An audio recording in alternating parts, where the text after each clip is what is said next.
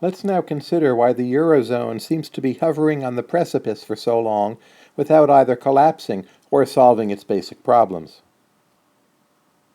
As of early 2013, the eurozone crisis now has been going on for well over 3 years. It's remarkable how many different weeks commentators have suggested that this is a critical week for the eurozone, yet the crisis seems to continue.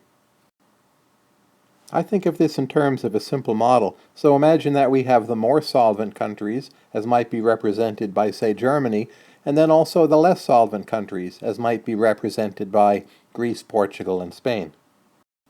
The more solvent countries are in fact really quite determined to avoid catastrophe or eurozone collapse, and they will bail out the less solvent members to the extent that is necessary.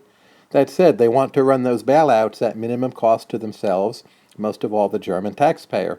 So as part of the bailout, they will impose fiscal conditions on the less solvent countries, in essence requiring the less solvent countries to pick up some of the bill for the bailout. Sometimes this is called austerity, so you will require some mix of tax increases and spending cuts in return for sending over aid.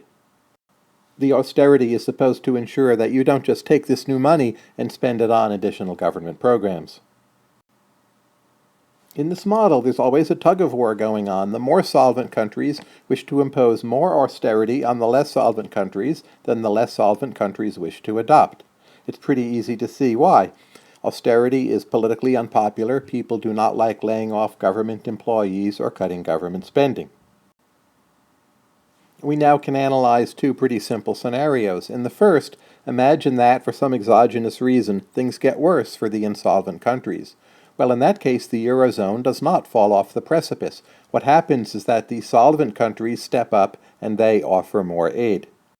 The system, however, remains near the precipice because the more solvent countries aren't going to offer any more aid than they need to keep the eurozone from collapsing. Alternatively, imagine that things get better for the insolvent countries. Well, you still stay close to that precipice. As conditions improve, in essence, the less solvent countries will shirk more.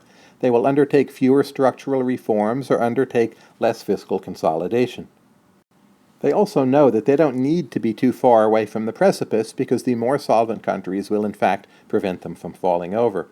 So overall, when there's bad news about the eurozone, it turns out it's not actually quite as bad as we might have thought, but similarly, good news for the eurozone also isn't nearly as good as it might have seemed at first. In both cases, the eurozone pretty much stays close to that precipice. Could there be intervening factors which would allow parts of the eurozone to fall off that precipice? Well, that's possible. One of those would be a power vacuum, either in the more solvent or less solvent countries, or maybe even both, and such a power vacuum could prevent a required adjustment from keeping the less solvent countries from falling off that cliff. So an implication of this model is that power vacuums can be especially dangerous. Another possible risk is simply that there may not be correct common knowledge about exactly where the precipice lies, and you may at some point in time get an individual country falling off that precipice even when everyone around thought that matters perhaps were safer. Finally, you could imagine that one of the less solvent countries is simply allowed to fall off the precipice. Some of this could be political resentments, but another option would be that maybe the more solvent countries chose some manner of pre-commitment to try to get a better bargain with the less solvent countries, but once that pre-commitment is locked in politically, it may stop the more solvent countries from bailing out the less solvent countries. Still, it's also quite a possible scenario that no one of these problems kicks in, and the eurozone remains on the precipice for some number of additional years, and eventually it grows out of its current difficulties with structural reform and fiscal consolidation. This matches up with a pretty common intuition, namely the view that a solution in principle to the eurozone crisis really is there, that is, the numbers can be made to add up, but the risk is there's some chance of a big accident happening along the way. Individuals who are pessimistic about survival of the eurozone tend to be those who believe that politics in some of these countries is sufficiently dysfunctional that the accident scenario is more or less the default scenario. Individuals who are more optimistic about the eurozone tend to be those who have a bit more faith in politics, and they see some chance of an accident happening, but the default scenario is indeed that the eurozone nations recover.